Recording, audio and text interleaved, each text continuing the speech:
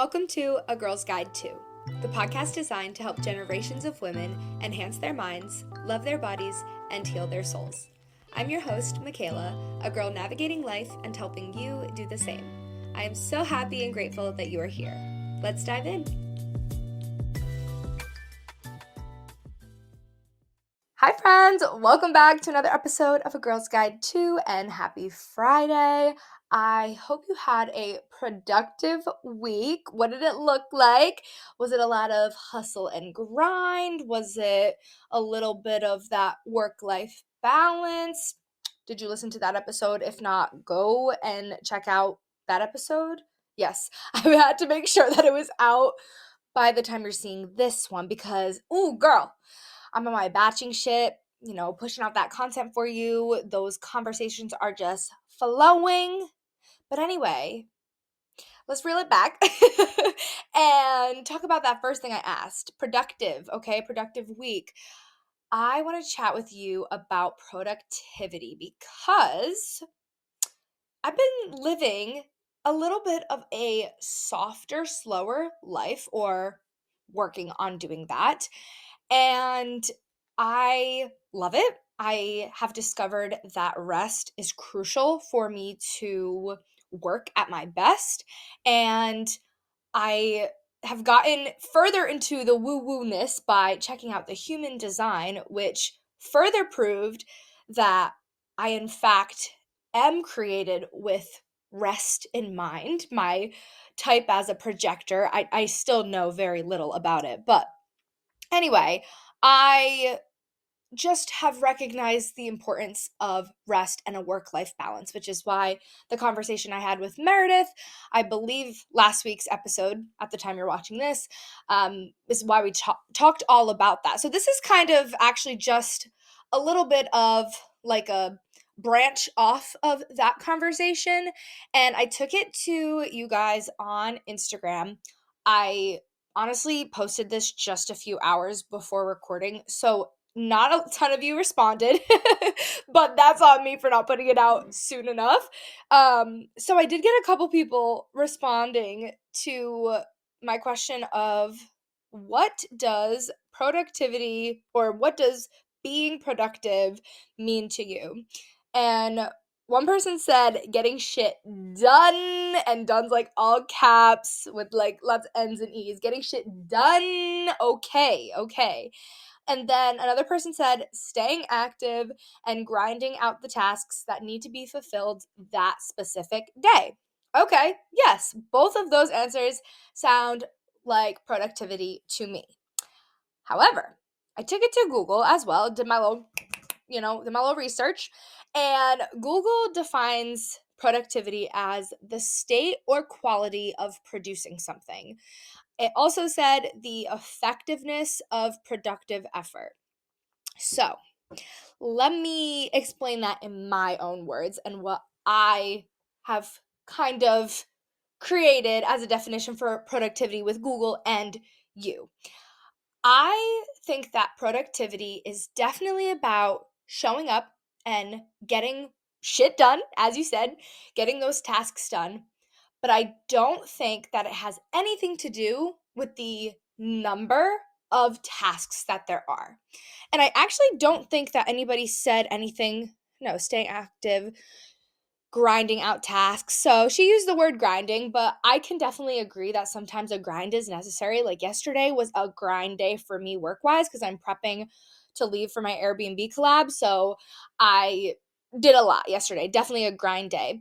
But some days don't look like that. Some days are definitely slower days. And I think that it's important to not let your worth be defined by your productivity and the number of tasks, especially if you are a small business owner, an entrepreneur, if you maybe just work part-time, if you're a mom. I'm sure that there's a lot of guilt around taking time for yourself or like having slower moments, but definitely finding that balance is really important. And you, just because you did 3 things on your to-do list today versus yesterday when you did 5 or 7 or whatever it is, it doesn't mean that you are any less of a productive person or that you are a lazy person. Maybe you just needed a little bit of extra rest that day, or maybe you just didn't have as much to do that day. And I also think it's important that what you're doing it well. So, something I've learned as an entrepreneur and having to set my own schedule, put together my own to-do list and the different tasks that I'm going to do and what time and, all the things.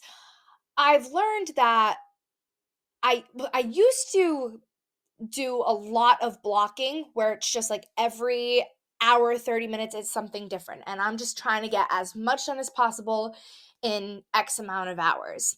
And now I am doing it more so in a way that a 9 to 5 would run, and scheduling little breaks here and there and scheduling in lunches and giving myself very clear tasks, not just kind of leaving it loose either. Because when you do that, when you give yourself a very clear task of this is what I'm doing today, you can go and do that thing and do it well, do it fully, complete the task. Okay. So that's what I'm trying to say here is that I would rather have less tasks and do them all well, finish them completely, like laundry, for example. I'd rather have laundry on one day and wash it and fold it and put it all away, and now I don't have to worry about laundry again, rather than having laundry as one of 10 tasks and only getting to wash it, and now laundry is now a task for the next day as well. You know what I mean? It makes it much easier for you if you can just focus on that one thing at a time, or those main 3, the big 3. I've read a few books, listened to a few podcasts that actually talk about the number 3 and how 3 things is like a good amount of things for our brain to process, or I don't know. I don't know the science behind it, but I do know that I've definitely heard of like the big 3. So for your to-do list, you can even in the morning go crazy. Just write down everything that is currently on your mind of what it is that you feel you have to do. And I say have to do with the little air quotes if you can't see me, because sometimes we overwhelm ourselves into thinking that everything currently on our mind needs to get done this day, right here, right now. But when you take the extra step to kind of write it all out and you see it and you can read it back to yourself, you actually realize that there are a few things that genuinely need to get done in that day. 100%. It's maybe an assignment or a bill needs to get paid or you have an appointment, something of those sorts that it is set in stone. It 100% needs to get done. Then those other things can just kind of follow after if there is time in that day, but only if there is time. And don't try to squeeze it in, because then that's when you get the half-assed tasks, or that's when you start to burn yourself out because you didn't give yourself any time to relax, to chill. And I've been practicing this a lot because definitely setting those boundaries is challenging as an entrepreneur. And when my room is my office and just every space for me, it's here in this house. So those boundaries are hard to set. But my sister was once my hero, as she has been for me many times in my mental breakdowns of the entrepreneur journey. And she was saying, treat it like it is just your normal work, like you were to go into work a normal job. You would have a schedule, you would do all these things, you'd come home, and then you'd have your time and you would do other things. You would have that work-life balance. But anyway, that was kind of completely off track of what I wanted to say. We were supposed to be talking about misconceptions, but I guess that is kind of just my whole idea behind productivity and my whole belief around productivity. I guess I kind of said it all. Now that I'm looking at my notes, I'm like, damn, we went through that quick. I had a whole list of notes, but when the passion takes over, girl, I just start spewing like crazy. And I definitely have been raised to believe that hustle and grind is everything. And I, once again, do believe that it is important, and it's important to know when you need to push. Like yesterday, I had a set checklist. I had times and everything of when I was going to be done with work, when I was going to be off the screens, but I didn't quite finish exactly what I wanted to finish prior to leaving for this trip. And even though, yes, I could have let it be, I knew it was only going to take me an extra hour, hour and a half maybe, and that I would feel so much better if it were done. So I said, you know what? Now's the time that I'm just going to push through, and I just, we'll cut into my chill time and whatever. And I still went to bed at the same time, right? I just kind of like negotiated with myself in that moment, because it's what I know was the right move. So sometimes you're going to have those moments. Sometimes you're going to have to maybe stay up a little later, get up a little earlier. But I also think it's important to remember that life is more, there's more to life than work and hustle and grind, and that you have to take time to relax and fill up your cup.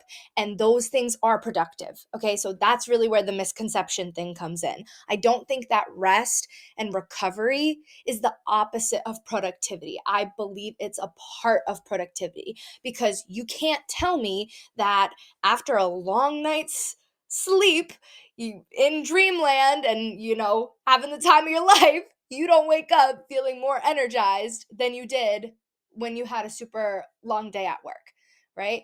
And so you have more energy, and therefore you're able to perform better. And that was another thing that Google had said, is the effectiveness of productive effort.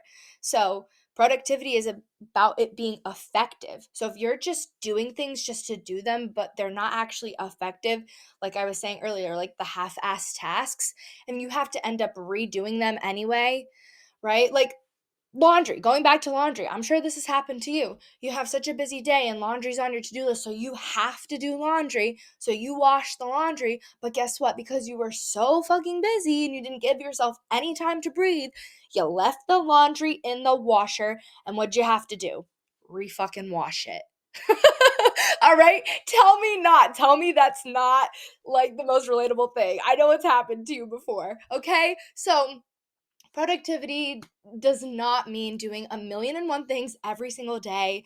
It just means doing tasks well and having a solid checklist for you to do day to day of the things that you genuinely need to do, and also incorporating rest, recognizing the importance of rest and that it is a partner to work. So, yeah, that is what I have for you today.